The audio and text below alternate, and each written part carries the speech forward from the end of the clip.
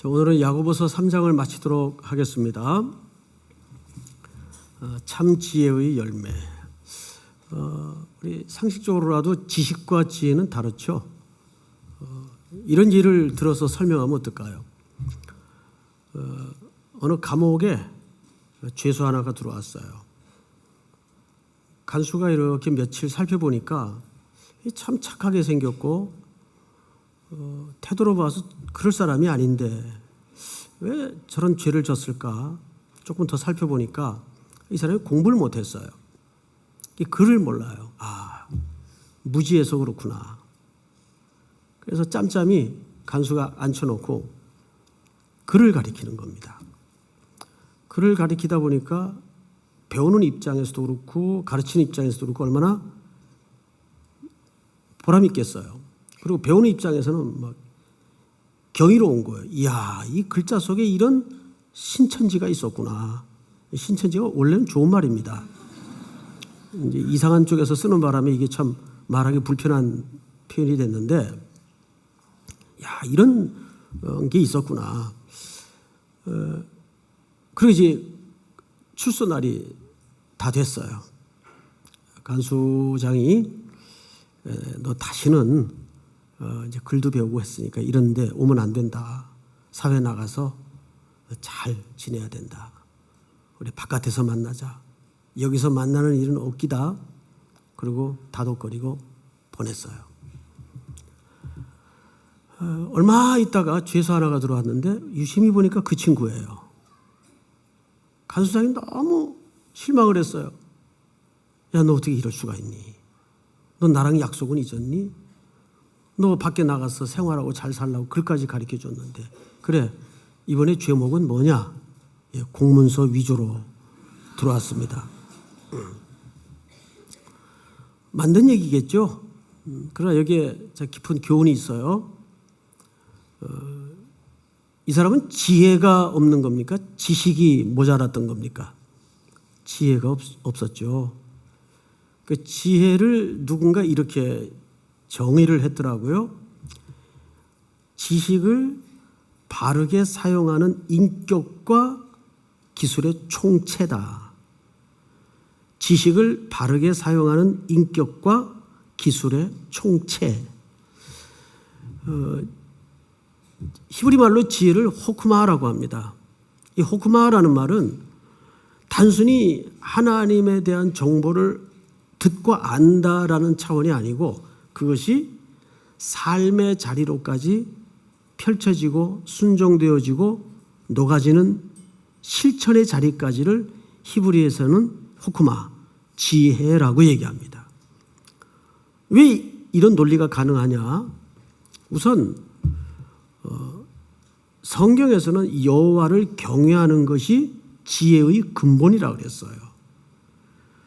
그리고 그 지혜는 위로부터 오는 겁니다. 그러니까 그 지혜를 주신 분께 정당한 공경을 삶으로 드러내는 것은 마땅하고 당연한 거예요. 근데 우리는 하나님의 말씀을 불행해도 지식의 차원에서만 머물러 있어요. 예수가 누군지를 알고 그건 아는 게 아니에요. 성경에서 알다 할 때는 야다라는 말인데 이 말은 원래 경험적 의미예요. 아담과 하와가 동침함에 할 때 그 정도의 관계를 얘기합니다. 그러니까 우리가 적어도 하나님에 대해서 지혜가 있고 안다고 할 때는 삶의 모든 전방위적인 영역에서 그 하나님에 대해 그분의 말씀에 대해 순종하고 살아낸 실천의 자리와 흔적을 갖고 있는가. 여기까지가 구약에서는 뭐라 그런다고요? 호크마, 지혜라고 얘기한다고요. 이제 오늘은 우리가 두 가지 지혜를 좀 볼 텐데 하나는 땅의 지혜입니다. 그리고 두 번째는 하늘의 지혜입니다. 먼저 들어가기에 앞서서 여러분들에게 한번 묻죠. 여러분들은 하늘의 지혜로 살고 싶습니까? 땅의 지혜로 살고 싶습니까? 뭐 뻔한 걸 저렇게 묻나? 묻는 이유가 있어요. 누구나 하늘의 지혜로 살고 싶은 열망은 있는데 내 속에는 땅의 지혜로 가득해요. 그게 이제 문제란 말이죠. 그러면 그 하늘의 지혜로 살고자 하는 방법이 무엇인가까지 오늘 함께 살펴보기를 원합니다. 그럼으로써 3장을 마감하겠는데 우선 13절을 보십시다. 너희 중에 지혜와 총명이 있는 자가 누구냐? 자, 잠깐 앞을 보십시다. 질문으로 시작을 했죠. 그런데 이 질문에 등장한 지혜와 총명은 신약적 표현이나 단어가 아니고 구약의 근거를 둔 표현이에요. 바로 이 지혜가 하나님을 공경하는 지혜를 얘기합니다. 야고보 사도는 모든 지혜가 자기 속의 수련이나 연단에 근거한 지혜를 말하는 것이 아니고 성경 말씀을 근거로 한 지혜를 얘기하는 거예요. 자, 그런데 지혜와 총명이 있는 자가 누구냐? 그는 선행으로 말미암아 지혜의 온유함으로 그 행함을 보일지니라. 자, 네가 정말 지혜가 있다면 두 가지를 보여라 그 말이에요. 첫째는 선을 행함으로 보이고, 둘째는 온유함으로 그 지혜됨을 보이라. 두 가지를 먼저 말씀을 드렸어요.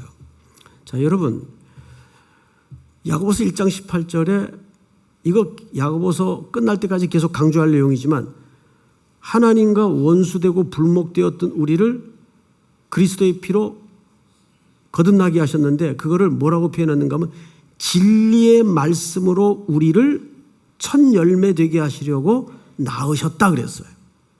그러니까 우리는 뭘로 잉태된 존재입니까? 진리의 말씀으로 잉태된 존재예요. 당연히 진리가 심어져서 태어난 생명이기 때문에 우리에게는 어떤 열매가 나오는 게 정상일까요? 진리의 말씀에 따른 결실과 열매가 나오는 게 정상이에요. 그런데 그 사이에는 토양이 나빠요. 환경도 나쁘고. 그래서 이것이 방해받고 공격받고 지연되고 망가질 때가 있어요. 이거 어떻게 해야 되겠는가? 자, 우선 첫 번째가 뭐냐면 온유함이라는 동목이 등장을 합니다. 온유함. 여러분, 이 온유라는 말은 어떤 사람은 그러더라고요. 나 원래 온유하지 못해, 이 기질 자체가. 맞아요. 사람은 온유하지 않아요. 목사님, 그 기질적으로 양순한 사람이 있던데요, 온유한 사람이 있던데요. 그건 온유를 잘못 이해한 겁니다. 여러분, 저 유아실에 아기들 그 풀어놓은 데 한번 가보세요. 인간이 생리적으로 온유하던가요? 쟤들한테 남의 거 뺏고 꼬집고 이런 거 아무도 안 가르쳐줬어요. 어느 엄마도 그런 걸 가르쳐줄 엄마는 없어요. 너 유아실에 들어가면 지지 말아야 돼. 안 가르쳐줬어요. 그런데 본성적으로 그걸 잘해요. 애들은. 움켜쥐고 빼앗고 꼬집고 때리고. 유아실 들어가 보면 전쟁이에요, 전쟁. 애기들만 그러겠어요? 양태가 달랐지 성인의 세계도 똑같죠. 기질적으로 온유함을 얘기하는 게 아니에요. 이 온유라는 항목은 헬라적 개념에서 접근을 좀 할 필요가 있는데 이런 뜻입니다. 외부적인 힘에 의해서 통제되고 절제되는 상태를 얘기합니다. 외부적인 힘에 의해서 통제되고 절제되는 상태. 즉, 이 말은 두 가지만 예를 들게요. 환자가 열이 펄펄 끓어요. 막 38도, 39도 5분 막 올라가는 거예요. 안 되겠다 싶어가지고 눕혀놓고 해열제를 투약을 했어요. 그리고 1시간 잠을 푹 재웠습니다. 투약을 하고 1시간 잠을 푹 자고 난 이후에 일어난 환자의 상태는 이마를 짚어보니까 펄펄 끓던 열이 다스려졌어요. 그때 의사가 프라우스, 온유해졌다. 그러니까 온유라는 것은 어떤 외부의 힘에 의해서 조절되고 통제된 상태. 그러니까 내 안의 수양과 의지적 결단을 통해 일어나는 어떤 덕목이 아니에요. 달라요. 그건 소위 다른 여타 종교나 동양의 어떤 철학에서 만들어내는 자기 수양이에요. 우리 기독교의 온유는 내 안에 수련이나 연단이 아니라 외부적 힘에 의해서 통제되고 조절되는 어떤 상태를 얘기합니다. 또 한 경우, 야생마가 있는데 길들여지지 않았겠죠. 얼마나 힘들겠어요? 주인이 하다 못해서 이걸 조련사에게 데려다 주고 3개월만 시간을 줄 테니 잘 훈련시켜 주세요. 3개월 후에 갔더니 앞에 침이 질질 흐를 만한 정도의 먹이가 있는데도 안 먹어요. 있을 수가 없는 광경이 벌어진 겁니다. 뛰어! 갑자기 쏜살같이 뜁니다. 스톱! 그 질주의 본능을 제어하고 탁 멈춰요. 넘습니다. 다시 뜁니다. 돌아옵니다. 먹어. 그제서야 먹습니다.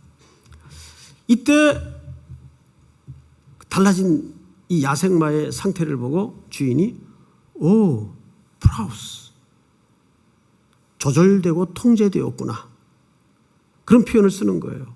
그러니까 성경에서 온유라고 얘기할 때는 외부의 힘에 의해서 다스려지고 통제되는 삶을 얘기해요. 지배 개념이에요. 그런데 이것을 단순히 우리 기질의 연습이나 마음의 수양 정도로만 우리는 생각을 합니다. 그렇지 않아요. 자, 그러면 이 이야기가 어디로 접근을 해야 되냐 하면 우리 에베소서 5장 18절에 보면 술 취하지 말라, 취하다라는 동사가 등장을 하고 이는 방탕한 것이니 오직 성령의 충만을 받으라, 충만이라는 동사가 등장을 해요. 전혀 술과 성령은 어울릴 것 같지 않는 항목인데 한 문장에 걸려 있어요. 이유는 이 두 동사 때문입니다. 취하다 동사와 충만이라는 동사가 뿌리를 같이 하고 있기 때문에 그래요.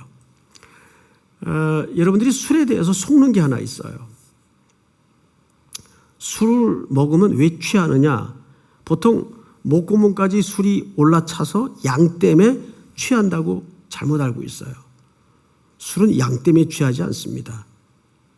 먹어봐서 아시겠지만 술은 우리 몸에 흘러들어가면 술 안에 알코올이라는 화학 성분이 있어서 그놈이 우리 몸의 가장 중요한 중추신경 그 타워를 마비시킵니다. 그러니까 알코올이 그 중추신경을 마비시키면 이제 그때부터 취한다라는 태도가 나오는 거예요.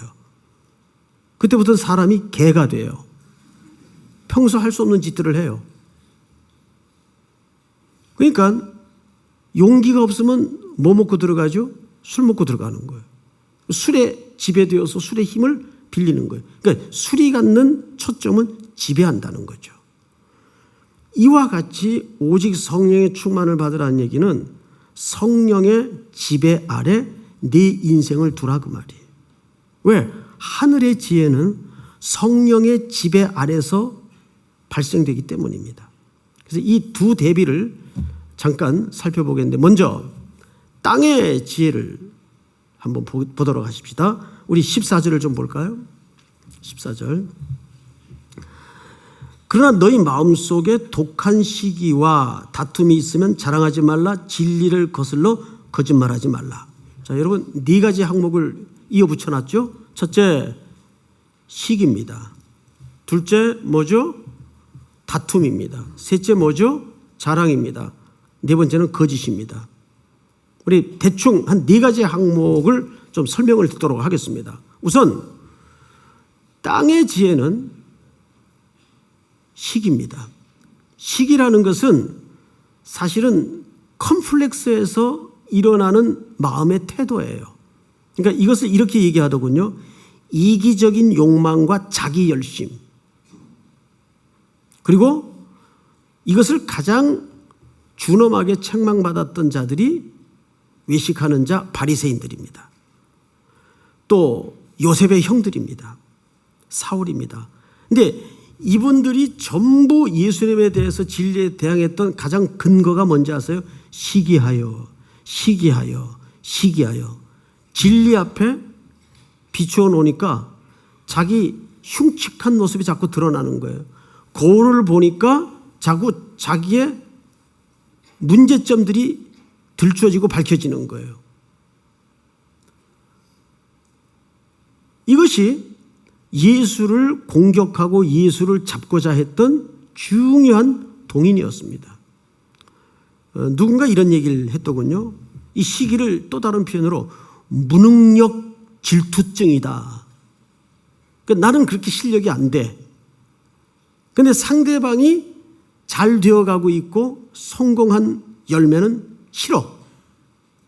그래서 그거를 무능력 질투증이라고 표현을 했더라고요.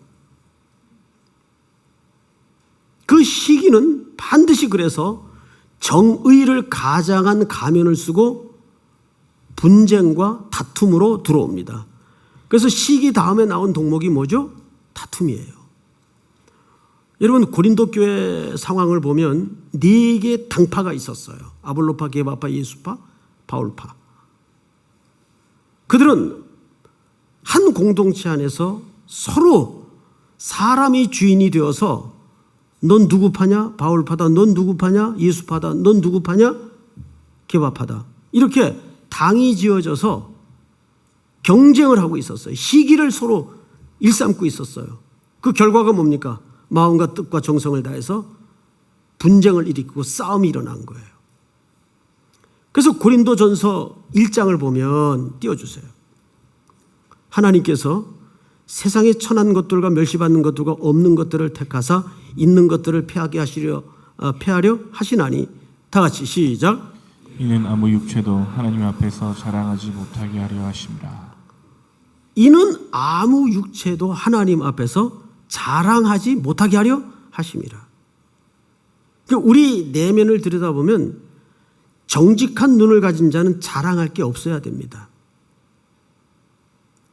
그래서 바울도 예수의 십자가 외에는 내가 자랑하지 않겠다 그랬어요.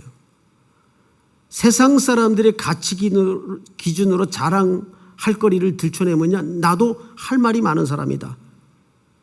근데 나 그거 다 이제는 무가치한 똥덩어리 배설물로 여겼다. 오직 나에게 자랑은 십자가밖에 없다. 자기 안에 의의를 찾지도 못했고 자랑할 거지를 발견하지 못한 거예요. 그런데 고린도 교인들은 하나님이 주신 여러 가지 은사들을 경쟁을 하기 시작했어요. 신자들 사이에서 계급을 만들어냈어요. 은사 받은 자, 은사 못 받은 자. 그리고 구분을 짓고 시기를 하고 분쟁과 다툼으로 이게 벌어졌습니다. 그런데 분쟁과 다툼은 꼭 어디로 가죠? 그 근거, 그 전제가 뭔지 아십니까? 자기 자랑이에요. 결국은. 그리고 그 자기 자랑은 어떤 결과를 낳게 되냐면 거짓으로 가게 됩니다. 과장을 하게 되죠. 여러분 에덴 동산에서 아담의 하와의 타락은 결국 하나님의 말씀을 빙자함으로 과장을 시켰죠. 덧붙이기 시작하고 부풀리고 왜곡시키는 겁니다. 거짓입니다. 거짓이 항상 결과예요. 그래서 이걸 그림으로 한번 보십시다. 이건 찰스 스윈돌 목사님이 이제 그린 그림인데 제가 좀 스캔을 부탁했습니다. 중앙에 독한 시기, 이기적 야망. 이게 자아의식이죠. 그 주변으로 교만, 거짓말, 땅 위의 것, 정욕의 것, 심지어 귀신의 것이라고 성경은 얘기합니다. 이런 삶을. 자, 그러면 가장 외연 서클을 한번 보자고요. 제일 위에 어떤 단어가 있습니까? 혼란, 무질서. 그러니까 중심추가 없으니까 각각 자기가 주인 노릇해야 되니까 이제 카오스의 세계가, 혼란의 세계가 일어난 거예요. 그리고 맨 밑에 알듯 모르듯한 표현 하나가 등장하죠. 모든 악한 일. 이 원래 원문을 보면 모든 악한 일이 이렇게 되어 있습니다. 무익한 것. 이게 쉽게 얘기하면 헛장사. 아무것도 남지 않았다 그 말이에요. 우리 인간은 본의적으로 사실은 인생 자체가 장사하는 사람들이에요. 영업하는 자들이에요. 성경에 그런 표현들이 있죠. 그런데 장사하는 사람들의 최종 가치관은 뭡니까? 남는 거예요. 나 안 남아도 좋아. 그리고 퍼주는데 목줄 가진 사람이 있을까요? 장사를 그렇게 하는 사람은 없어요. 그러면 며칠 못하죠. 장사의 본질은 남는 거예요. 어쩌면 우리 인생 자체가 뭔가를 남기고 영원한 것을 찾아가는 여정이에요.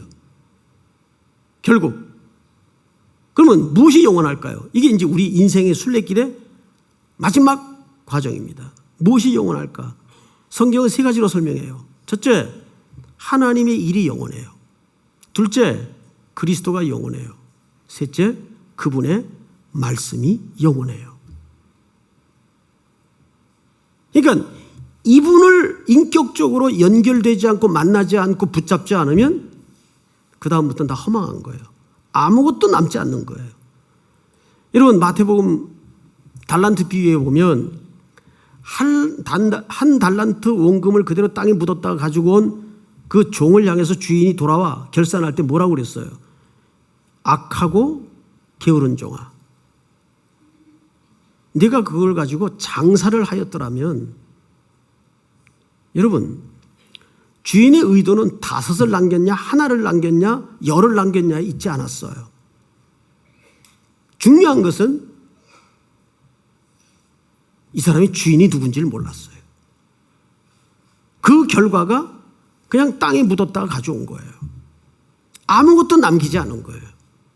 나이 60, 70이 넘었는데 그제서야 헛살았어.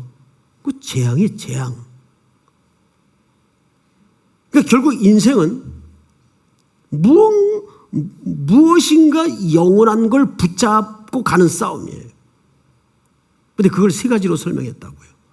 하나님의 일, 그리스도, 그리스도의 말씀. 자, 그러면 이제 하늘의 지혜로 나타날 덕목에 대해서 우리가 조금 보도록 하겠습니다. 17절을 보세요.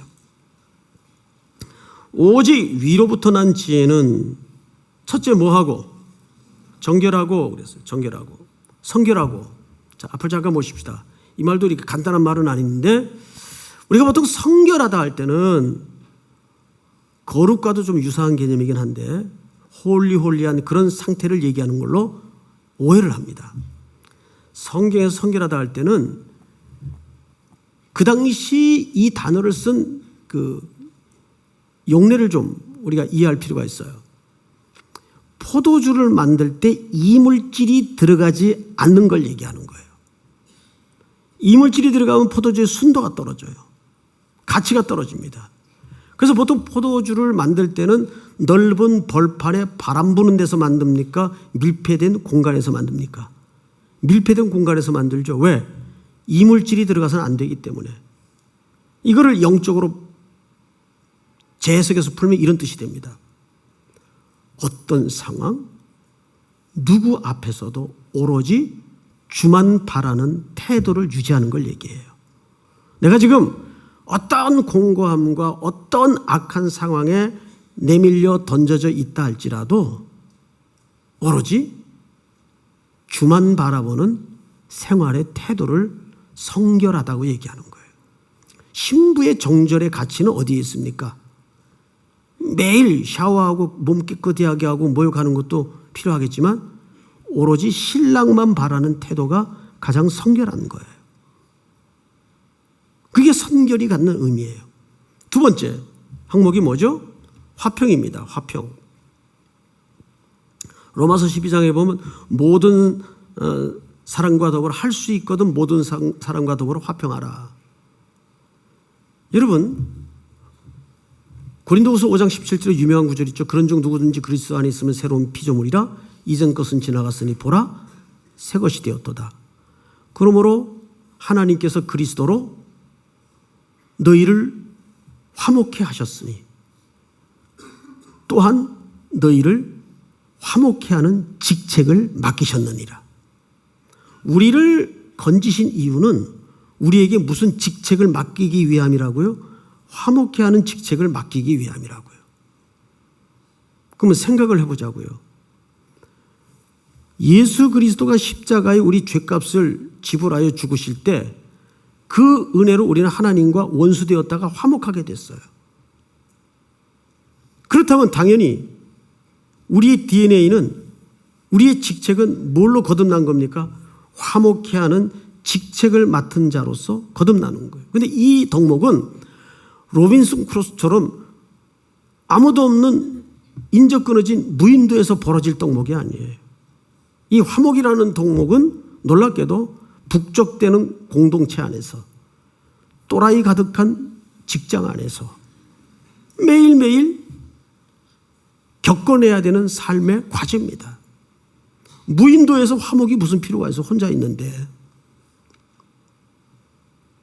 그러나 이 화목이 정말 제대로 꽃피우려는 현장은 삶의 현장이에요. 늘 만나는 사람들, 늘 부딪히는 사람들 속에, 공동체 안에서, 직장 안에서. 그 다음에 세 번째 덕목이 좀 어렵습니다. 관용이라는 표현이 등장하죠. 관용. 화평하고 관용하고. 이 관용이라는 말이 이런 뜻입니다. 실수와 죄, 그리고 그 죄 지은 사람을 구분해 낼 줄 아는 지혜를 얘기합니다. 우리는 연약하기 때문에 실수할 수 있고 죄를 지을 수도 있죠. 그러면 우리는 이제 그 사람은 영원히 끝난 거예요. 우리 마음속엔 적어도. 근데 하나님의 방식을 한번 보자고요. 그렇다고 이 관용이 우리 동양적 개념처럼 그냥 없던 걸로 해줄게, 에이 좋은 게 좋은 거지, 이런 의미가 아니에요. 실수와 죄의 값에 대해서는 제대로 묻고 그 사람은 받아주는 걸 얘기하는 겁니다. 그게 어디에서 가장 잘 드러났는가 하면 십자가에서 드러났어요. 그래서 사실은 죄 짓지 마라, 근데 없던 걸로 해줄게. 하나님이 그렇게 우리에게 접근해 오셨나요? 아니에요. 십자가의 아들을 대신 못 박아 죽게 하심으로써 죄값을 물으셨어요. 지불하신 자리에. 그리고 죄 지은 우리는 어떻게 하셨어요? 받아주신 거예요. 용서해 주신 거예요. 이게 관용이에요. 근데 이게 참 신앙이 깊다는 사람일수록 어려워요. 자기 정의가 따로 있어요. 자기 프레임이 따로 있어요. 그 다음에 양순하며, 관용하고 양순하며, 양순이라는 말은 이거 조금 모호한 개념이긴 한데 관용과 아주 이웃사촌이죠. 이런 뜻입니다. 그 상대방의 생각을 들어주고 긍정해주는 태도를 얘기합니다. 그러니까 요즘 우리 젊은이들 쓰는 용어로 리액션의 왕자. 그랬구나. 어우, 야, 대단하다. 아, 그래. 그 좀 생각해 볼 만한 여지가 있다, 그지? 이런 태도. 그러니까 상대방과 이웃에 대해서 첫째 들어줄 줄 알고, 이 들어주는 게 어려워요. 여러분, 우리 신체 구조를 한번 보자고요. 늘 열려있는 구멍이 두 구멍이에요. 콧구멍하고 귓구멍이에요. 콧구멍은 숨 쉬어야 되니까 열려있고, 귓구멍은 귓구멍 닫고 있는 사람들이 있나요? 늘 열려있죠. 이게 하나님 창조 솜씨 속에 숨겨진 메시지예요. 하나님께서 우리를 향해서 뭐라 그랬어요? 쉬지 말고 기도하라 그랬어요. 그 말은 우리가 쉬지 않고 기도해야 된다는 의미도 없진 않으나 진짜 의미는 하나님은 늘 듣고 싶어 하신다고 말이에요. 너희들이 찾아와 나에게 어떤 사연을 얘기하고 삶을 나누는 걸 그분은 늘 귀 기울여 듣고 싶어 하시는 거예요. 그래서 그분이 우리로 하여금 기도하라는 말은 늘 하나님이 우리를 향하여 그것밖에는 하실 일이 없는 분처럼 귀를 기울이고 있다 그 말이죠. 아예 올 때가 됐는데 저 정도 망가졌으면 와야 되는데 이제 항상 기다리시는 거예요.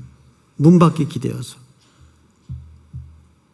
모습이 변하고 거짓골이 되어도 아버지는, 기다리는 아버지는 알아보죠.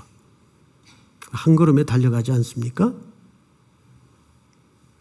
자, 그 다음에 긍휼이라는 주제가 나오고, 긍휼은 은혜를 얘기하는 거예요. 자격 없는 죄인에게 베푸는 호의. 자격 없는 죄인에게 베푸는 호의. 그래서 저주할 자를 불쌍히 여겨 저주를 중단하는 태도.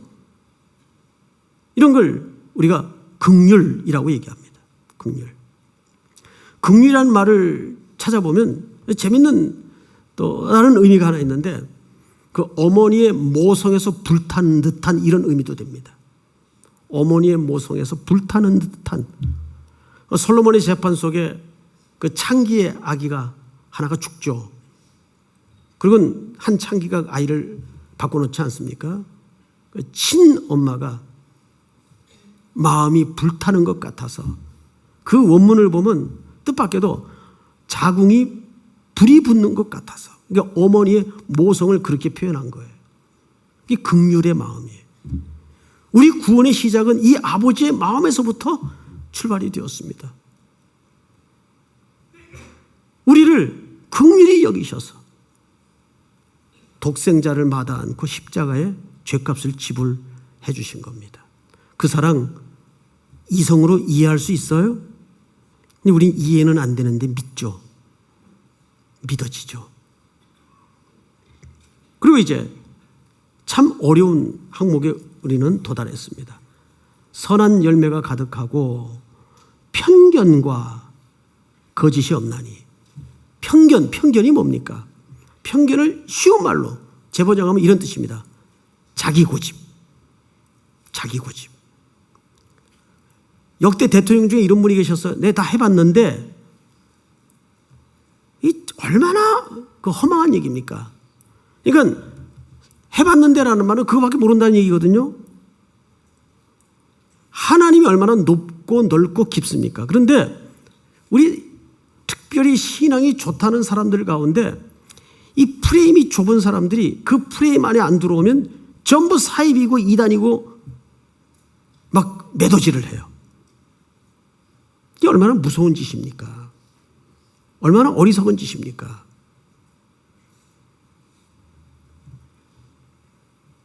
그러니까 박사라는 건 뭐냐면 난 그거밖에 모른다. 나머지는 다 모른다 그 뜻이에요. 박사라는 말이. 난 그거밖에 모른다 그 뜻이에요. 그것도 제대로 아는 게 아니죠. 조금 안다 그 말이에요.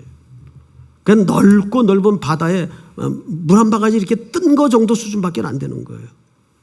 그런데 자기 공부한 프레임 안에다가 전부 다 재단을 해서 거기 벗어나면 전부 다 이상한 신앙이고 신학이고 논리로 매도해버리는 우리를 많이들 범합니다. 나름 신앙이 좋다는 사람들. 이게 결국 자기 고집이에요. 이 편견이라는 게 굉장히 그 역사적으로 무서운 역사를 많이 만들어냈어요.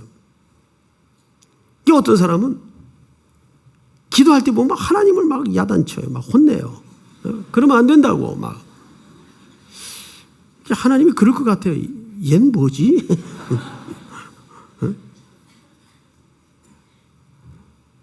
이게 왜 그러냐면 우리가 듣는 훈련이 좀 부족해서 그래요, 사실은. 하나님의 말씀을 듣는 훈련. 자, 그러면 다 왔어요. 다시 첫 질문을 들어가 보십시다. 어느 쪽 삶을 원하십니까? 두 번째 그림을 한번 띄워주실까요? 선행 그리고 온유함. 이것은 하나님의 지혜로 중심을 산 삶의 바운다리를 얘기합니다. 성결, 화평, 관용, 양순, 긍휼, 풍성한 선한 열매, 편견 없음, 거짓 없음. 맨 위에 무슨 항목이 있죠? 화평, 그리고 의. 항상 성경의 의는 그리스도를 얘기합니다. 그리스도의 의. 자, 여러분, 어느 쪽 삶을 원하십니까? 전자의 그림을 원하십니까? 지금 후자의 그림을 원하십니까?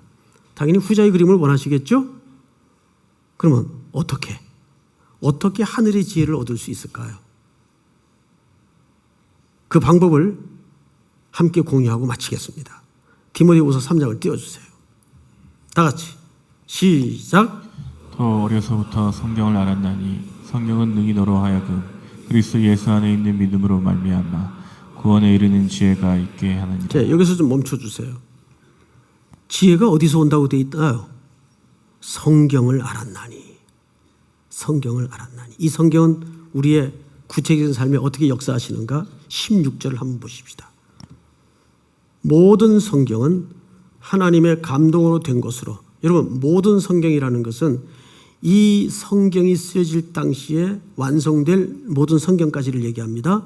모든 성경은 하나님의 감동으로 된 것으로 교훈과 책망과 바르게 함과 의의로 교육하기에 유익하니. 자, 첫 번째, 그 하늘의 지혜는 어디서부터 출처가 나오는 거예요? 성경입니다. 두 번째, 야고보서 1장 5절을 띄워주세요. 다 같이 시작. 너희 중에 누구든지 지혜가 부족하거든 모든 사람에게 후히 주시고 꾸짖지 아니하시는 하나님께 구하라. 그리하면 주시리라. 아멘. 이 지혜는 또 뭐 할 때 하나님이 후히 주세요. 여기 후히 주시고 꾸짖지 않는다는 말은 강해 시간에 말씀을 드렸죠. 마치 그것밖에는 할 일이 없는 하나님처럼. 하나님이 늘 우리를 향해 귀를 열고 계세요.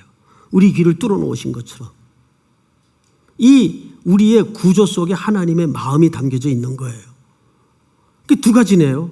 하늘의 지혜는 첫째는 말씀으로부터 오고 두 번째는 간구함 속에 그 지혜가 임하게 되는 겁니다. 오늘 이 두 가지 약속 다시 한번 붙들고 확인하고 또 한 주 남은 생에 하늘의 지혜로 살아갈 수 있는 순종의 걸음들이 될 수 있기를 축원하고 축복합니다. 다 일어나십시다.